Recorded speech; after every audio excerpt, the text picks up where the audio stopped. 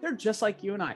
They've got problems, they've got challenges, and they're looking for good people and good companies to partner with and to work with to help them get to the next level. And if you can really connect with them and you have a framework and a script and you understand what the right questions to ask are and when to ask them and how to do it simply and quickly, you can get a Fortune 500 executive on the phone and you can get a deal. Today, we're joined by Brian Cristiano. And if you have questions about how to get better at sales, he has answers. As the CEO of Bold Worldwide, he's landed deals with PepsiCo, UFC Gym, Orange Theory, and more. Today, he's going to share how you can also win big deals and avoid getting ghosted. This is the Launch Your Business podcast, because we know starting a business is challenging, but it doesn't have to be confusing. Each week, we'll give you the tactical advice and the necessary tools to scale your business without feeling burnt out. I'm Terry Rice, business development consultant and staff writer here at Entrepreneur Magazine. Let's dive in. Today's episode is brought to you by Chatterboss, a company that provides entrepreneurs with top-notch executive assistance so you can make more money, save time, and avoid burnout. Get started today and save $50 off your first month by heading to chatterboss.com/launch. That's chatterboss.com/launch. As an entrepreneur, you often end up wearing many hats, and sometimes you don't feel like wearing all of them. I see this happen all the time when it comes to sales. I'll share one of my experiences, which was embarrassing, but it's also going to highlight why this episode is so important. One time I was talking to a prospect about my consulting services, and she eventually asked for my rate. I told her, and then she said, "Hey, can you repeat that? You broke up a little bit." And for some reason, I told her a lower rate. To this day, I have no clue why, but I'm pretty sure she did it on purpose, so kudos to her. I'm bringing this up because if you're not confident in regards to how you present your services and your rates, anything can throw you off your game, even a fake bad connection. So that's why today we're chatting with Brian Cristiano. I'm Brian Cristiano, founder and CEO of Bold Worldwide, a strategy and marketing consulting firm in Manhattan. Also, Bold CEO brand, which I advise, invest, and train up other business owners to grow and scale their businesses. He's the CEO of Bold Worldwide, which is an advertising and consulting agency that's helped transform many prominent brands, including Jennifer Lopez, Alex Rodriguez, and the New York Mets. But what's even more impressive about Brian is that he began his career without any connections or money. At 16 years old, Brian picked up a video camera, taught himself how to film, and produced a skate video, which he sold for over $40,000. Today, he helps other people develop the skills needed to thrive in business and their personal life. So today we're going to chat about winning bigger deals, accelerating your sales cycle, getting over your fear of sales calls, and how to avoid getting ghosted. Let's hop into it right now. Hey man, I'm glad you're here today, and we've obviously been connected for a while. I love your work, but I realized that I never asked you why you do it. And I know you've heard this before. People don't buy what you do, they buy why you do it. So what is your why? Oh man, I want to touch as many other businesses as I can. What I've realized is one of my biggest strengths over these last couple of years is I have the ability to take other leaders and make them better leaders. And if I can impact other leaders, meaning business owners, they have employees, they have families, they touch so many more people. So instead of me being focused in on, how do I do something one-time transactional? How do I create impact with other leaders who can create more impact? And so that to me is my why. It's exciting because I get to see that, helping one other person become a better leader and grow their business impacts potentially hundreds or thousands of people. That's cool because I've actually never thought about it like that before, where it's like, if you find this one person who is already impacting an audience and then help them do it better, then your efforts are essentially multiplied from there. So that's brilliant. But how do you think having a personal brand has helped you make a pivot from primarily focusing on your agency before, but now you're going into consulting, advising, and this training program that you have? Yeah, that's a great question, Terry. I think that having a strong personal brand and deciding to make a pivot, like really getting clear on what my why is and where my impact is and what I want to do, which really is help other leaders be better leaders. Having that personal brand allowed me to make that change, make that pivot very quickly because I already had a built-in audience. So it wasn't a matter of starting from scratch. It was just a matter of retelling my story and clarifying what it is that I want and what it is, the impact that I want to create. And so it allowed me to already have people that were on board with a similar vision before. It wasn't a total change. It was just a redirection.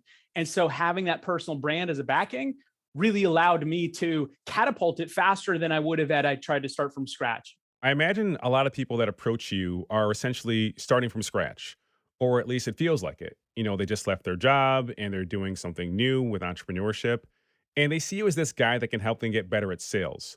And I do want to get more into that specifically in a moment. But normally, when I hear sales, that means someone wants to grow their business.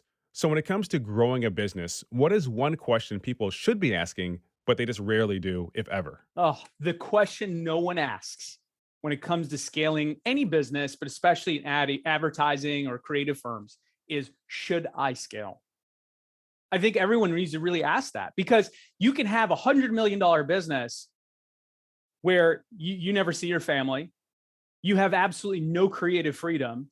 You're working 100 hours a week and your margins are 2%. That's plausible. And that's, quite frankly, a lot of businesses of that size, especially in the advertising world.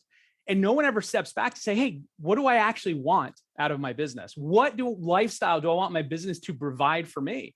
And maybe that is $100 million business, because there's nothing wrong with that. Maybe that is $1 billion, behemoth. Or maybe that's $1 million company with a good margin, with a flexibility and a good team where you can spend more time with your family. Most people don't ask that. They just simply go, how do I grow? Why do you want to grow?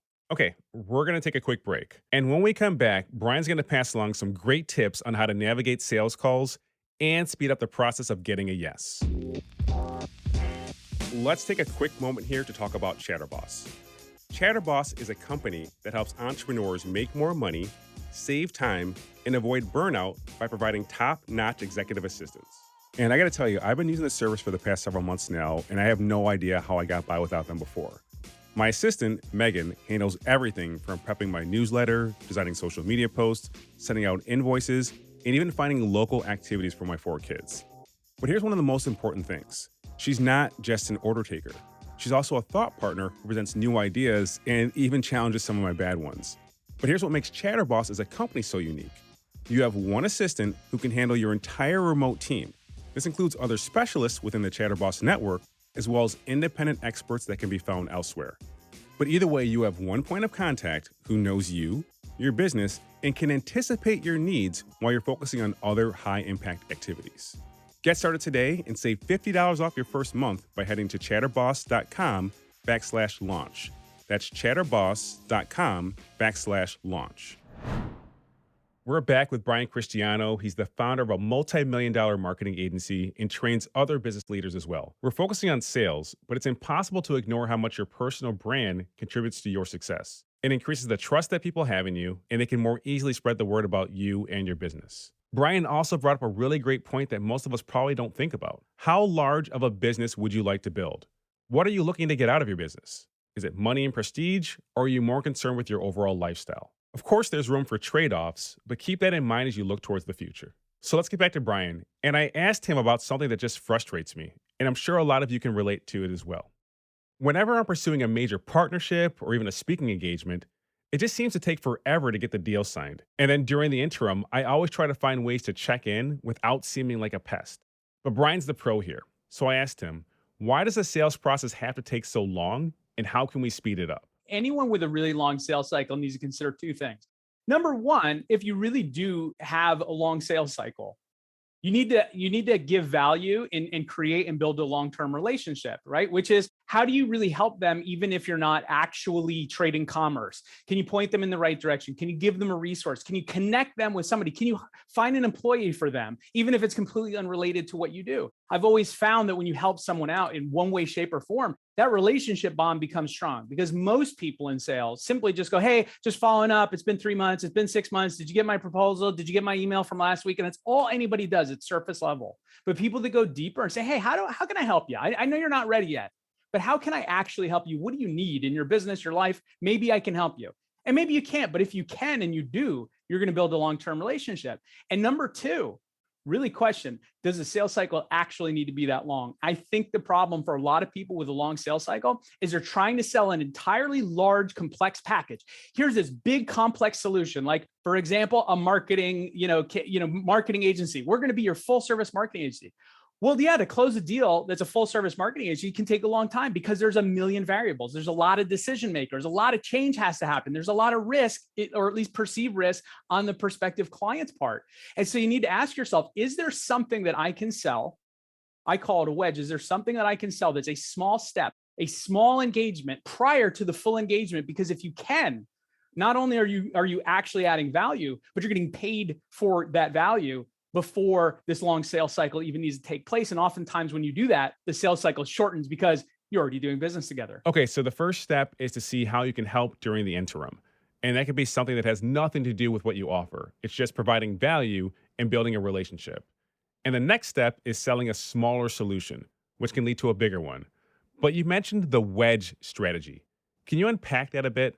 What does that mean on a tactical level? Here's the thing, when we're talking about a wedge strategy from a sales perspective, you got to think about this, right? Most people that try to sell, especially in B2B or service type businesses or consulting businesses, they try to go in, they try to take like an axe and go up to a tree and they're like, okay, the axe is like everything I've got. It's my full proposal. It's all the stuff that I can do, everything that the prospect asked for, every possible scenario. I spent tons of time putting the proposal together in the perfect possible way. And then they take that swing to the tree with the axe, one big swing. You're not going to chop down the tree. And that's what oftentimes happens and turns into long sales cycles, because these big proposals, these complex plans, it just takes so much brain power and so many people to approve something like that. And so instead of going in and trying to swing the axe with one big foul swoop, look at a wedge. And this is actually true. Most people don't know this. The fastest way to cut down a really big tree is you cut a little notch in it, and then you put a wedge in there and you hammer the wedge in a few times, and then the tree just falls over. And it's the same thing from a sales perspective. Is what is that wedge? What's the thing that we can actually sell? It might be strategy. It might be consulting. It might be some small piece of your process or some small piece of your SaaS solution or your product that was like an initial step, just to get them in, to show them that, hey, listen, we understand where you are. We know where you want to go. This is the first step, and it's not a big commitment. Because if it's not a big commitment, it's simple, it's a no-brainer, and actually has impact, well, obviously they're going to move forward with it. And then once you get that wedge in, guess what happens? You hit it a few times, you knock the tree over, and you close the deal. I'm going to do something a little different here. For a moment, I'm going to shift from being a podcast host and go back to being an educator, because I want to share a framework I've developed that goes along with Brian's wedge strategy. If you want to generate revenue with no startup cost, based on the skills and experience you already have, you should consider my action model. And action is an acronym for the process that I'm going to get into shortly. But the cool part about this model is it works for you whether you're a service provider or just want to generate extra revenue outside of your core business. Okay, so here it is. The A stands for audits. And although that might sound scary if we're talking about your taxes, audits are very useful for companies because they can reveal blind spots and areas of opportunity. So you're an expert at something, and you most likely already have a process for making sure your various job-related tasks get done in an efficient manner. For example, if you're an email marketing expert, you know you need a good eye-catching subject line, good content, and a call to action that encourages readers to do something. You could turn your process into an audit and then sell it as a service to other companies that want to improve their email marketing performance. And just like Brian's wedge strategy, you can use that initial offering to land other opportunities. The C stands for consulting. Sticking with the same example, an email marketing expert, you could also consult companies on how to create an email marketing strategy that aligns with their overall business goals. You can still leverage the same process outlined in your audit, but you'll offer more bespoke input and provide industry-specific examples of success. The T stands for training. Although it may seem similar to consulting, training involves helping people develop the skills to successfully execute strategies, not just developing these strategies on behalf of the company. So in this example, you may teach a company's staff different techniques of writing emails. This can be done during a series of workshops or one-on-one training. The I stands for implementation. Getting even more hands-on, implementation involves assisting with the integration of new tools, processes, and resources. So in this case, it could be anything from sourcing freelance email marketers to setting up a new email marketing platform. The O stands for ongoing retainers. With an ongoing retainer, your job is to provide ongoing services aligned with your area of expertise in the organization's area of needs. This could include anything from reviewing all outgoing emails to helping a writer who can't figure out an email subject line. So you may not have specific deliverables each month, but you're there when they need you. Lastly, the N stands for new opportunities. This is the most flexible part of the model because it's all based on the organization and the relationship you can develop. It involves actively seeking new ways to partner with companies in order to create a lasting, mutually beneficial relationship. This could be anything from hosting a podcast to creating an editorial content on their behalf. So there you have it, a clear plan to take action and monetize your knowledge. We're going to take a quick break now. But when we come back, Brian's going to pass along advice on how to get started, even if you have absolutely no experience with sales, and how any of us can avoid getting ghosted by prospects. Just get started. If you've ever looked for tips on launching a business, just get started seems to come up a lot. And while that's vaguely motivational, it does not provide any real direction. Because the next logical question for anyone would be, well, how do I get started? What specifically should I do? Well, if you're looking to quickly start a business without the confusion, risk, and pressure of doing something entirely new, I have got a solution for you. It's called the Solopreneur's Fast Track, a step-by-step process on how to start a business using the skills you already have and actually enjoy using. So let's say your favorite part of a previous job was email marketing. You'll learn how to start a business offering other companies advice on how they can improve their email marketing. Or maybe you are really good at integrating complicated tech tools. You can help other organizations do the same thing without the need to bring on a full-time hire. So the main point here is that everything you need to start a business is already within you. You don't need a cool website or fancy tools. And by completing the course, you'll also discover a simple approach for attracting clients without using complicated funnels or cheesy sales tactics. You can finish it over a weekend and start making money in as little as 30 days. You'll gain the clarity and confidence you need to start your business and receive a one-page business plan so you can immediately apply what you've learned. Get started today and receive a 20% discount by heading to terryrice.co/fast. That's terryrice.co/fast. We're back, and Brian has passed along great advice on how we can make the sales process go faster and how we can leverage his wedge strategy to win bigger deals. But I still want to go deeper on something that frustrates all of us. How do we avoid getting ghosted?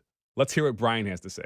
I see this happen all the time. And that's one of the other biggest challenges that come up for people is, I get ghosted. The client's excited, the prospect's excited. They want to move forward. We hit all of their pain points. We solved all their problems. We presented the proposal. They were excited about it. And then crickets. First of all, why does that happen? That often happens because the solution that you're proposing is complex. And so it takes too much brain power, too many people to now make a decision, because it's not just based on what's the price per the value. They're looking at, this is going to take a lot of time. Is it really worth the effort for me to move things around? Is my personal job at risk if we're going to implement this big solution? There's a lot of psychology that happens when you present a proposal, even if the prospect likes it. And so they don't want to hurt your feelings oftentimes, so they just won't respond, which is worse, but they think they're trying to help you out. And so what you do in that scenario, and I'll give you an exact tactic that you can use, is you follow up and instead of saying, hey, how's it going? Have you looked at it? Have you had enough time? Because that sounds desperate.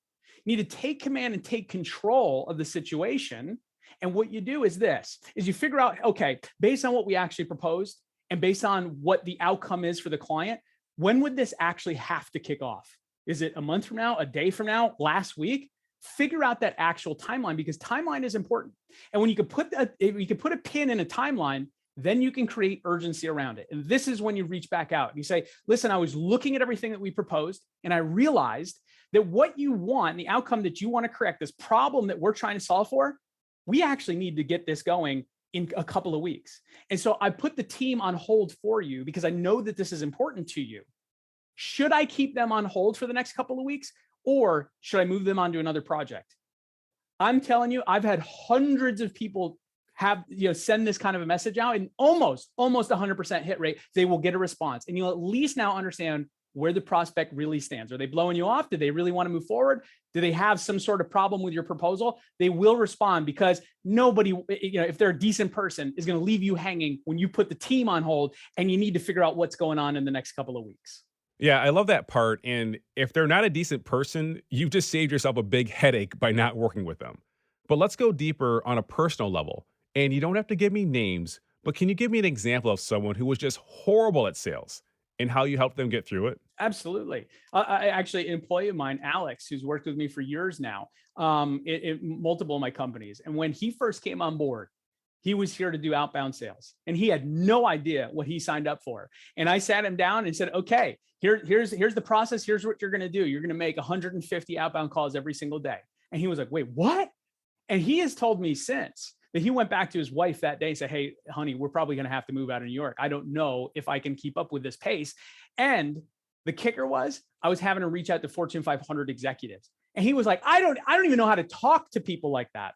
And here's the thing, in the first handful of calls, and he would connect with people and he would totally fumble on it. But then what I started to get him to see really is they're just like you and I. There's no difference. Just because they have a bigger paycheck, just because they work at a bigger company with more zeros and more employees, they're just like you and I.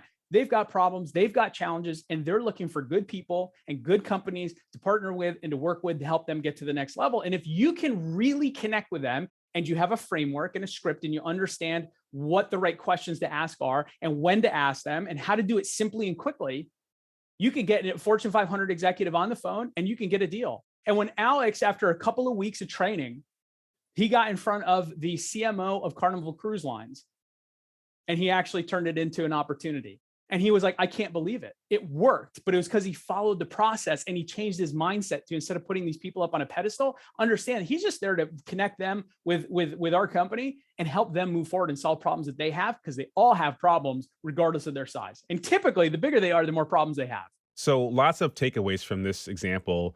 And the one thing I'm hearing is you can't skip the part where maybe you're not as good as you could be. I'll just say it that way. It's probably the nicest way to say it. You just need to get the reps in. And I took a similar approach years ago when I did channel sales marketing for a computer manufacturer. So I was calling wholesalers that sold our product, our computers. But when I first started, I always called the smaller accounts because I figured if I messed up, there wasn't as much to lose. But you clearly had Alex take a bolder approach, as per the name of your company. And you also referenced the need to get over this intimidation factor of reaching out to people. Now, I clearly took the easy way out, but is this something you're also seeing? And how can we get over this intimidation? I think the biggest thing that I've seen after working with so many people in this kind of regard, different than when I was really managing the agency, is a lot of people lack confidence in their business. And I'm talking people that have $1 million companies, $10 million companies, $80 million companies, because the scope of the people that we're training is wide. And they lack confidence. They might not seem so on the outside, but when you really start to break it down, you realize that they're putting their prospects up on a pedestal because they lack their own confidence. They're afraid that they don't know enough. They're afraid that they can't answer every single question. And what I've found that really solves that is getting people to understand it's not about having the answer to every question. It's about understanding what are the most powerful questions that you can ask that get your prospect to come on board and see from your perspective what you see about them. Because it's like you have a good friend or a spouse or something, and you're trying to get them to see this problem that you see, this thing that they're doing. But like, if you just told them like, hey, you're doing this thing and it's stupid, they're like, shut up. Like, they're not going to listen to you. And a prospect is exactly the same. And so, but how do you actually get somebody to see what you see? You ask them questions. Hey, how's this working for you? What are you doing about this? You know, what's your outcome that you want? Where are you going? Where do you want to be? Where are you today? And asking those on a much deeper level than I'm giving examples here right now, to where all of a sudden that person starts to connect the dots for themselves and says, wow, I need to change. And then you're there, assuming that you can help, to help them solve it. You're there in that moment of need. You just got them to take the wool off of their eyes and to see it finally, the problem for what it actually is that you could see. That is powerful, and that builds confidence. And it doesn't require to have every answer. It just requires understanding what are the most powerful questions that you can ask. I know asking questions might sound like a strange way to establish your expertise, but let's think about it this way. Imagine you go to the doctor and you tell her you're under the weather. How would you feel if she just handed you a prescription? You'd be confused, right? You expect experts to ask questions, not just blurt out a solution that may not fit your needs. But that's exactly what's going to happen if you get on a sales call and just start pitching. And here's where it gets tricky. If you don't ask enough questions, you might only solve the problems they're aware of and expressed. However, those problems might be a symptom of a bigger issue. And if you can't correct that issue, they'll continue to run into problems down the road. That's why it's so important to keep probing. And here's the best part about asking questions. You don't need to have all the answers in that moment. You just need to reveal blind spots and opportunities that can lead to an amazing transformation. And like Brian said, no matter what their title is, they're people just like you and me. They've got problems and they're looking for good people, that's you, to fix them. And if you want to learn more from Brian, stop by his website. It's bold.ceo. And you can also find him on socials at boldceo. Thanks for joining. If you enjoyed this episode, please reach out to him, reach out to me, and I'll see you next time. Apply what you've learned on today's show. You'll find the show notes and more resources at terryrice.co/podcast. Again, that's terryrice.co/podcast. And the best way to support this podcast is by subscribing, telling a friend, and leaving a review. Also, you can get more tips by following me on Instagram at @itsterryrice or follow me on LinkedIn. This episode was produced by Josh Wilcox of Brooklyn Podcasting Studio and edited by Dan Lardy. Special thanks to my wife, Dominique, for keeping our kids relatively quiet as I recorded. Thanks again for listening. I'll see you next time.